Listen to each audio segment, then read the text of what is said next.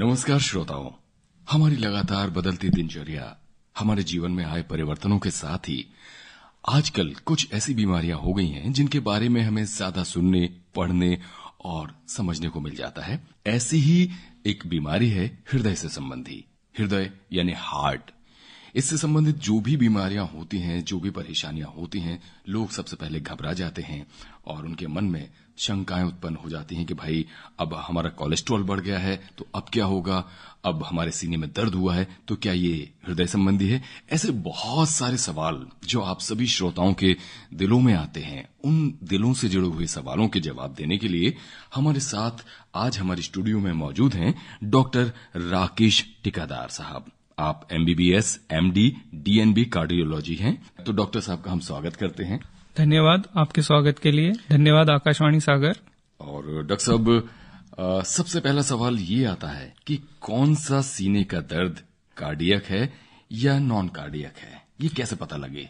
अक्सर हमारे पास OPD में मरीज आता है और हमें बताता है कि ये मेरे सीने में दर्द है और घबरा जाता है कि मुझे कहीं कार्डियक बीमारी तो नहीं है। जी।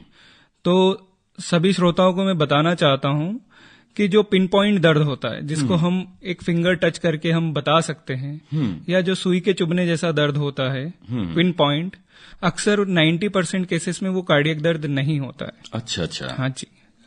तो वो किन वजहों से होता है? वो उसके मल्टीपल कॉजेज रहते हैं। कभी बोन की वजह से हो गया, कभी कोई नर्व की वजह से हो गया, कभी मांसपेशियों में खिंचावट है उसकी वजह से हो गया। तो वो कार्डियक पेन नहीं होता है। जनरली कार्डियक पेन जो है जी, आपका वो थोड़ा सा डिफ्यूज रहेगा, नाभि से लेके गले तक वो कहीं भी हो सकता है। चलेंगे, जैसे आप मेहनत करेंगे, चलेंगे, सीढ़ी चढ़ेंगे तो वो बढ़ता जाएगा, आपके आराम करने के साथ वो घट जाएगा। और ये दाहिनी हाथ पे, शोल्डर पे, दोनों शोल्डर पे, राइट हैंड में भी कभी कभी रेडिएट होता है। अच्छा, ऐसा नहीं कि केवल बाएं हाथ पर हो। या जी, दोनों हाथों पे आ सकता है, दोनों शोल्डर्स पे आ सकता है। जी। दूसरा, कभी कभी जो पेन होता है इतना सीवियर होता है कि वो वॉमिटिंग के साथ आ रहा है, पसीने के साथ आ रहा है, बहुत घबराहट, बेचैनी हो रही है, चक्कर वगैरह। जनरली अगर कार्डियक पेन के साथ आपका BP कम हो गया है, जो कि अक्सर अटैक के केसेस में होते हैं, तो वो हो सकती है। कभी कभी उस वजह से बेहोशी भी हो जाती है। अच्छा जी। अच्छा, मान लीजिए डॉक्टर साहब, किसी व्यक्ति को, अनजान व्यक्ति है या हम अनजान जगहों पर हैं और किसी व्यक्ति को ऐसे कुछ लक्षण दिखाई दे जाते हैं, तो आसपास के लोगों को सबसे पहले उसकी जान बचाने के लिए क्या करना चाहिए कि उस व्यक्ति की जान बच सके? सबसे पहले तो जो पेशेंट है या जो कोई व्यक्ति है, आपको अगर आसपास ऐसा दिख रहा है कि उसे अनकंफर्टेबल हो रहा है, चेस्ट पेन हुआ या सडन गिर गया है, एकदम से गिर गया है, बेहोश हो गया है जी, तो उसको सेफ साइड जगह में उसको कर लें। दाहिनी हाथ की साइड में उसको करवट दिला के लेटा दें, ताकि अगर उसको पेट से पानी ऊपर आता, उल्टी वगैरह होती है, तो वो फेफड़ों में ना जाए। अच्छा। तो उससे उसकी जान बच सकती है। उसके बाद तुरंत आप पल्स उसकी चेक कीजिए दोनों हाथ में। अगर आप गले की पल्स चेक कर सकते हो बहुत अच्छी बात है। अगर आपको पल्स नहीं फील हो रही है तो आप जो भी एक्सपर्ट है आसपास, किसी को फोन कर दीजिए, एम्बुलेंस को फोन कर दीजिए एंड तुरंत CPR शुरू कर दीजिए, चेस्ट कंप्रेशन जिसे हम बोलते हैं। CPR का क्या तरीका होता है, थोड़ा सा बताएं। जनरली इसके लिए ट्रेनिंग होती है जी, ठीक है। उसमें ये होगा कि हम पेशेंट को सीधा लेटा दें फ्लैट सरफेस पे एंड आप दोनों घुटने के बल बैठ जाएं, अपने हाथ सीधे रख के अपने हाथ की हथेलियों से उसको सेंटर ऑफ द चेस्ट या थोड़ा सा लेफ्ट साइड, ठीक है, सेंटर से थोड़ा सा लेफ्ट साइड में, लेफ्ट साइड पूरी तरह नहीं बोलूंगा, ठीक है, अराउंड बीच में चेस्ट में एकदम हथेलियों में भी जो हथेलियों का बेस वाला पॉइंट रहता है, उससे आप कंप्रेशन कीजिए। कम से कम जितनी फास्ट आप कंप्रेशन कर सकते हैं वो उतना अच्छा है। मुंह से मुंह सांस देने में आप कंफर्टेबल हैं तो वेरी गुड, बहुत अच्छी बात है। अगर नहीं भी है तो एटलीस्ट चेस्ट कंप्रेशन कीजिए। अगर उसकी हार्ट रेट कुछ समय के लिए रुकी है, धड़कन रुकी हुई है, तो हो सकता है वो पुनः आ जाए और पेशेंट रिवाइव हो जाए। तो इतनी सी हेल्प आपकी उसको हॉस्पिटल पहुंचाने के लिए काफी होगी। जी, ऐसा अब हो रहा है हमारे माध्यमों की वजह से कि हमें बहुत जल्द पता चल जाता है कि फला व्यक्ति को नृत्य करते समय अटैक आ गया, फला व्यक्ति एक्सरसाइज करते समय ग्राउंड में, और जो नया ट्रेंड सामने आ रहा है वो 9 साल के बच्चे को, 6 साल के बच्चे को 10-12 साल के, 16 साल के खिलाड़ियों को, ये क्या वजह है? देखिए, ये सब घटनाएं पहले भी हो चुकी है। अभी सभी लोग ज्यादा अवेयर हो गए हैं, सोशल मीडिया ज्यादा अवेयर हो गया है, तो ये चीजें सबके पास बहुत आसानी से पहुंचने लगी जी। पहले सडन डेथ हो जाती थी तो किसी को पता भी नहीं चलता था क्या रीजन है। हाँ। आज की डेट में एक टर्म चलती है सडन कार्डियक डेथ। अच्छा। वो 1 साल बच्चे से लेके 60 साल तक, 50 साल तक कभी भी हो सकती है। अच्छा। अब उसके मल्टीपल कारणस रहते हैं। जैसे कि हम जनरली जो देखते हैं आजकल, जो ट्रेंड में आ रहा है कि जो खिलाड़ी हैं, एथलीट्स हैं, फुटबॉलर्स हैं, या तो उसमें भी सडन कार्डियक डेथ हो सकता है। इवन नॉर्मल पेशेंट में भी हो सकता है, कोई किसी चीज का कोई क्राइटेरिया फिक्स नहीं है। बट जो एथलीट में जो होता है उसको हम बोलते हैं कि HCM, मतलब हाइपरट्रॉफिक कार्डियोमायोपैथी। तो उसमें क्या होता है कि अपनी हार्ट की मांसपेशियां जो है वो जरूरत से ज्यादा बढ़ जाती है। हाँ। उसकी वजह से हार्ट में इलेक्ट्रिकल एक्टिविटी गड़बड़ हो जाती है। अच्छा। और उसकी वजह से अरिदमिया हो जाता है एंड उसकी वजह से डेथ होने की पॉसिबिलिटी एक बढ़ जाती है। तो इसके लिए क्या सुरक्षा के उपाय अपनाए जा सकते हैं? जब भी आप ऐसा कुछ ट्रेनिंग, जिम की ट्रेनिंग या एथलीट ट्रेनिंग में जाते हैं तो अपना एक कार्डियक चेकअप करवा लें, जो सिंपल सा एक ECG एंड इकोकार्डियोग्राफी है, मैक्सिमम TMT वो कर लेते हैं। अगर उसमें कुछ डिटेक्ट होता है तो फिर हम फर्दर उसके लिए कंफर्मेशन टेस्ट करेंगे जी। अगर उसमें कुछ पाया जाता है तो उसके लिए भी उपाय हैं। या तो हम उनको बोलेंगे, अगर वो रिस्क क्राइटेरिया में आ रहे हैं, उनको हाई रिस्क पेशेंट है जिनको की अरिदमिया होने के चांसेस है, फेटल अरिदमिया होने के चांसेस है, जो इनकी की सडन डेथ हो सकती है, तो उसमें हम या तो उनको मना कर देंगे कि आप इस एक्सेसिव एग्रेसिव ट्रेनिंग में ना रहें जी। और अगर वो उस क्राइटेरिया में फिट नहीं हो रहे हैं तो उनको किस तरह से ट्रेनिंग करनी है उसकी सलाह दी जाएगी। और अगर ऐसा कोई इवेंट हो चुका है, सपोज दैट वो बेहोश हो चुके, कभी उनको अरिदमिया की वजह से बेहोशी हो गई है, या जिम में कभी बेहोश हो गए, क्लास में बेहोश हो गए, तो उनके लिए एक डिवाइस रहती है जिसको हम ICD बोलते हैं। तो बेहोश हो जाते हैं तो उसमें जब VT होता है तो वो ICD एक शॉक देती है हार्ट को, वो अपनी एक्टिविटी, हार्ट की एक्टिविटी को नॉर्मल कर देती है जी। तो वो काफी अच्छी है। हमारे आसपास जो भी व्यक्ति मौजूद होते हैं उनको हार्ट से संबंधित जांच करवाने को अगर बोला जाए, लेकिन हमारे आसपास के लोग इससे बचना क्यों चाहते हैं? सर, मैं बताना चाहूंगा कि कुछ परसेंटेज पॉपुलेशन जो है वो बहुत अवेयर हैं, वो चाहती हैं कि हम जो भी चीज है, जो भी हमारे रिस्क फैक्टर है, कार्डियक रिस्क फैक्टर है या नॉन कार्डियक किसी और भी बीमारी से रिलेटेड है, वो पहले से जान ले और सही समय से ट्रीटमेंट ले ले। कुछ परसेंटेज, जो अधिकांश लोग हैं, हमारे समाज का जो अधिकांश पॉपुलेशन है, वो लोग इस चीज से इसलिए बचना चाहते हैं कि अननेसेसरी हमें गोली खाना पड़ेगी। एक मिथ है कि एक बार हमें गोली चल गई तो हमेशा चलेगी, बट ऐसा हर केस में पॉसिबल नहीं है जी।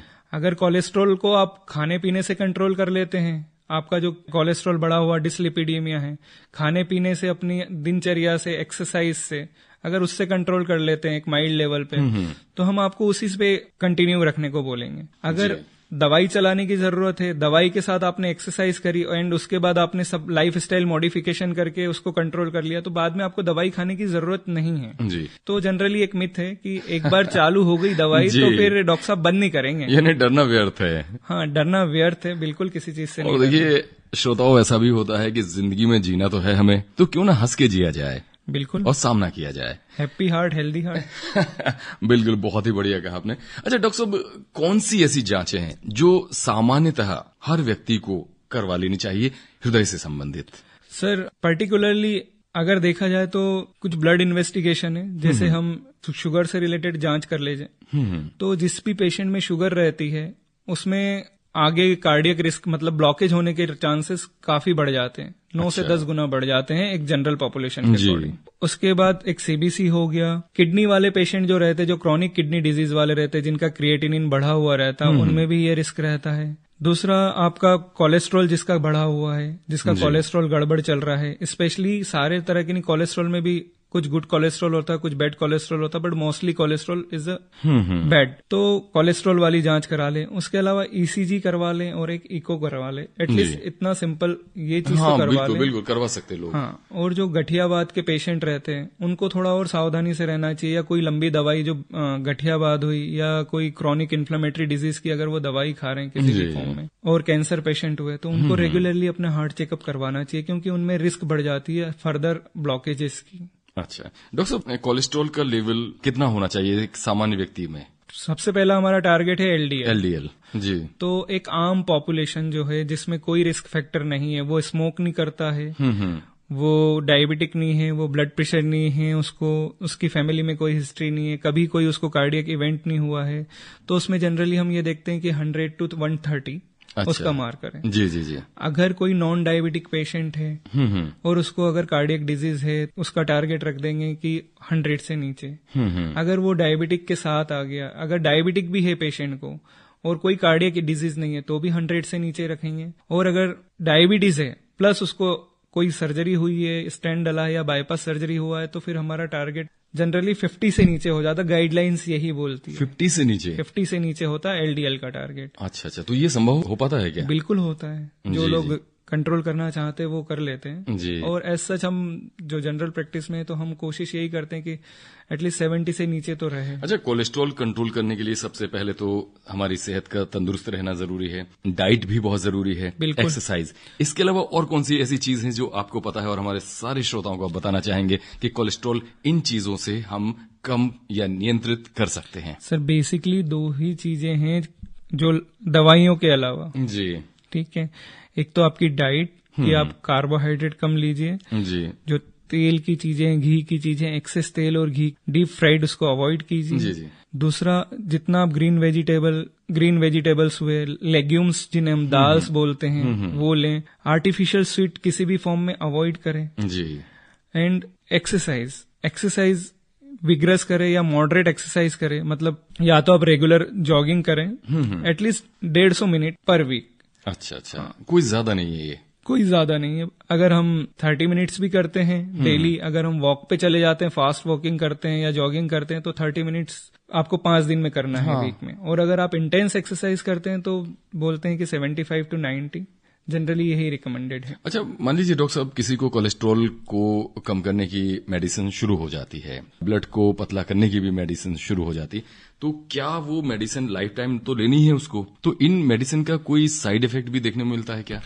सर अगर कोलेस्ट्रॉल की दवाई किसी को ऑपरेशन हुआ है, मान लो बाईपास सर्जरी हुई है या स्टेंट डला है, तो जनरली हम कोलेस्ट्रॉल का लेवल चेक करते हैं, उसके अकॉर्डिंग दवाई देते रहते हैं। अगर कोई प्रॉब्लम होती है, जनरली प्रॉब्लम्स इस तरह से होती हैं कि उनको मायोपैथीज होने लग जाती, मसल में पेन होने लग जाता, काफ में पेन होने लग जाता, पैरों में दर्द होने लग जाता, तो या तो हम उस दवाई को चेंज कर देते हैं या उसके डोज में अल्टरेशन कर देते हैं या शरीर पर नील भी पड़ जाते हैं, वो क्यों पड़ते हैं? मेडिसिन खाने से नील पड़ जाता है क्योंकि खून पतला करने की दवाई चलती है पेशेंट को जनरली। कभी कभी वो डोज थोड़ा सा वो एडजस्ट नहीं कर पाता क्योंकि हर एक की बॉडी अलग अलग तरीके से रिस्पॉन्ड करती है दवाई को। तो कुछ 1% पॉपुलेशन जो है, 1% भी नहीं, मैंने ज्यादा बोला है, 1% से भी कम पॉपुलेशन है तो उनको अफेक्ट करती है, नील पड़ जाते हैं। हाँ। तो उसमें या तो हम डोज उसका अल्टर कर देते हैं या मेडिकेशन को हम चेंज कर देते हैं। पर जो नील पड़ना है उसका मतलब ये नहीं है कि दवाई ना खाएं, दवाई तो आपको खानी ही है। अदरवाइज जो आपने ऑपरेशन कराया है, जो ग्राफ्ट लगाया है, उसके बंद होने का खतरा रहता है, या तो फिर आपको जो स्टेंट लगा है उसका बंद होने का भी खतरा रहता है। हार्ट का ऑपरेशन हो जाता, ओपन हो जाती है, उसके बाद उसको व्यक्ति को कितने चांस होते हैं कि अगर कोलेस्ट्रॉल बढ़ जाता है तो क्या फिर से ऐसी संभावना हो सकती है क्या? सर बिल्कुल हो सकती है जी। 2 ही चीज है कि मतलब आपको दवाई खाना है और लाइफ स्टाइल मॉडिफिकेशन करना है। इनमें से कुछ भी हुआ तो आपकी बॉडी से कितनी स्पीडली वो टेंडेंसी रहती है कि कितनी जल्दी प्लाक बनाती है, वो रिस्क रहता है सर। तो आपको अगर दवाई नहीं खाते हैं, आप डायबिटीज कंट्रोल नहीं करते, आप ब्लड प्रेशर कंट्रोल नहीं करते हैं, तो ये किसी पेशेंट में 6 मंथ में भी ग्राफ्ट बंद हो सकता है या स्टेंट बंद हो सकता। और अगर सब कुछ वो कंट्रोल कर रहा है, अच्छे से चल रहा है, तो हो सकता है कि 10 साल, 15 साल, 20 साल भी उसे कुछ ना हो। अच्छा। और अपनी एक normal activity, routine activity, even एक मॉडरेट लेवल की एक्सरसाइज एक्टिविटी वो कर सकता है बिना रुके।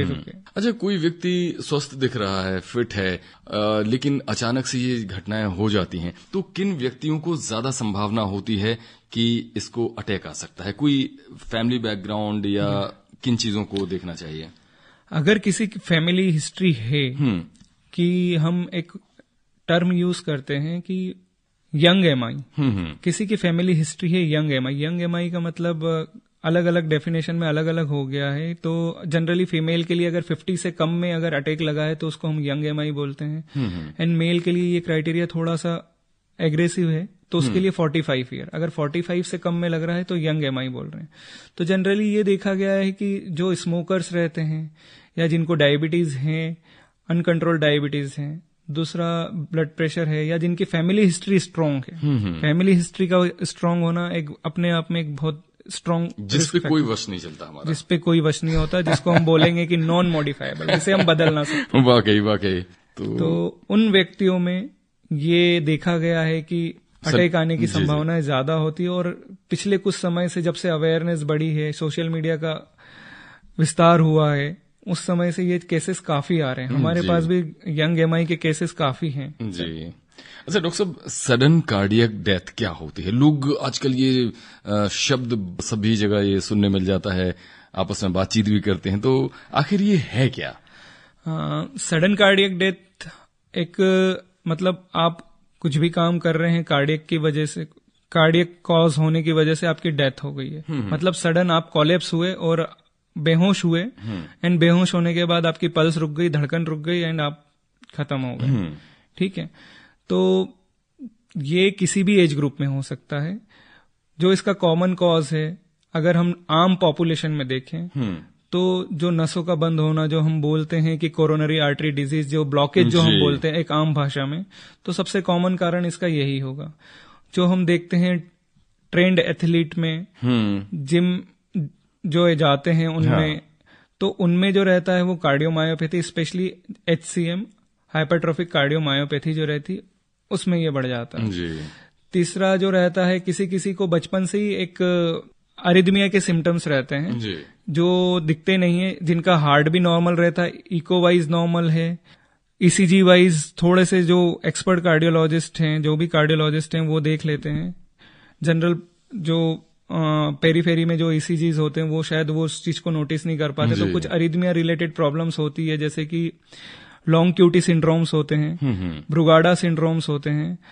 इन लोगों में क्या होता है कि सडन कार्डियक रिस्क बढ़ जाती है, सडन कार्डियक डेथ की रिस्क बढ़ जाती है, क्योंकि इनका हम जब ECG करते हैं तो ऐसा लगता है कि ECG नॉर्मल है, दूसरा इको नॉर्मल आता है, बिल्कुल सारी इन्वेस्टिव ब्लड में कुछ भी आपको मिलेगा नहीं। अब इनको ट्रेस करने के लिए कुछ चैनलोपैथीज की जेनेटिक टेस्टिंग होती है, जो कि बहुत डीप होती है और वो हर जगह पॉसिबल भी नहीं है, बड़ी मेट्रोज में ही पॉसिबल है। तो जनरली ये पॉपुलेशन हिडन रहती है। और कभी कभी बच्चों में भी जिनको कॉन्जेनिटल हार्ट डिजीज है, मतलब जिनका जन्म से बचपन या तो छेद है हार्ट में या उनकी आर्टरीज में कोई प्रॉब्लम है, तो उनमें भी प्रॉब्लम हो जाती है ये। जी। तो श्रोताओं, इस वक्त आप सुन रहे हैं हृदय से संबंधित समस्त बीमारियों का, समस्त परेशानियों का निदान, जो हमारे बता रहे हैं डॉक्टर साहब राकेश टिकादार साहब। और डॉक्टर साहब, लोगों को हार्ट से संबंधित अगर कोई समस्या आती है, हार्ट अटैक आता है, तो हार्ट में पेन के अलावा, हार्ट में दर्द होने के अलावा और कौन से लक्षण होते हैं कि जिससे व्यक्ति समझ जाए कि इसको हार्ट से संबंधित कोई समस्या हो रही है? जी देखिए, सिर्फ सीने का दर्द जो है वही हार्ट की प्रॉब्लम है, ये पूरी तरह से सत्य नहीं है। जी। सीने में दर्द के अलावा मरीज को या पेशेंट जो भी है, आम पॉपुलेशन जो है, उनको चलने में थकान महसूस होना, कि पहले मैं 2 किलोमीटर आसानी से चल लेता था, मुझे कोई परेशानी नहीं होती थी, अब मुझे ऐसा लगता है 1 किलोमीटर में मैं थक गया हूं। दूसरा, चलने पे सांस फूलना, सीढ़ी चढ़ रहे हैं तो अब ज्यादा सांस फूलने लग गई है। पहले मैं 2 मंजिल सीढ़ी चढ़ लेता था, अब 1 मंजिल में ही मुझे सांस फूलने लग जाती है। हाँ। चौथा, हार्ट रेट बढ़ जाना, जिसको हम धड़कन बढ़ जाना, वो कभी कभी पेशेंट तो पता नहीं पाता, बट उसे ये लगता है कि मुझे घबराहट हो रही है। जी। ठीक है, हम उससे जनरल भाषा में ये पूछते, ऐसा लगता है कि आपको कि दिल में ऐसा लग रहा है कि घोड़े दौड़ने जैसा फील हो रहा है? जी। तो बोलते हाँ, तो ये भी एक प्रॉब्लम है। चौथा, कभी कभी ये देखा गया है कि पेशेंट बैठ तो आराम से पाता है, बट जब वो सोता है तो उसकी सांस सडन फूलने लग जाती है। तो ये भी एक हार्ट के मरीजों में जिनका हार्ट फेल होने लगता है, तो उसका ये अर्ली वार्निंग साइन है कि जैसे ही वो लेटता है तो उसकी सांस और ज्यादा फूलने लग जाती है, तो वो फिर बैठना प्रिफर करता है। जी। और उसके अलावा बेहोशी या बेहोशी आने जैसा उसको लग रहा है, जैसे वो चल रहा है तो उसे चक्कर लगा, तो चक्कर आना या बेहोशी सा या आंखों के सामने अंधेरा छाना थोड़े टाइम के लिए, और ये चीज रिपीटेड होना, ये कॉमन कॉज है। अच्छा। ये कॉमन चीजें हैं जो हम हृदय रोग वाले मरीजों में देख पाते हैं। जी डॉक्टर साहब, मानसिक तनाव और हृदय रोग, इनका आपस में क्या रिश्ता है?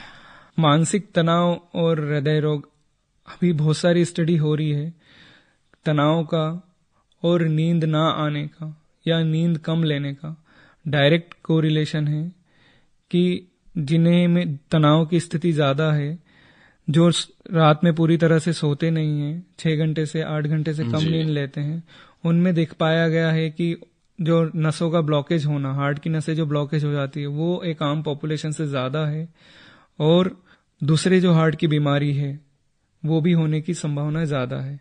दूसरा, जो तनाव लेने से आपका ब्लड प्रेशर और शुगर है वो भी बढ़ता है, वो भी कहीं ना कहीं जाके आपको हार्ट के ब्लॉकेज या हार्ट की बीमारी आपको उत्पन्न करेगा। आप हमारी स्टूडियो आए, आपको बहुत बहुत धन्यवाद। धन्यवाद आकाशवाणी, मुझे ये अपॉर्चुनिटी देने के लिए। तो श्रोताओं, आप थे डॉक्टर राकेश टिकादार साहब, MBBS, MD, DNB कार्डियोलॉजी। ये बातचीत आपको कैसी लगी, और ऐसा कोई सवाल जो आपके जहन में आता है तो हमें लिख भेजिए। हमारा व्हाट्सएप का नंबर है 9770432297, या आप हमें खत के माध्यम से भी सवाल पूछ सकते हैं। हमारा पता है हिंदी वार्ता, द्वारा केंद्र निदेशक, आकाशवाणी सागर।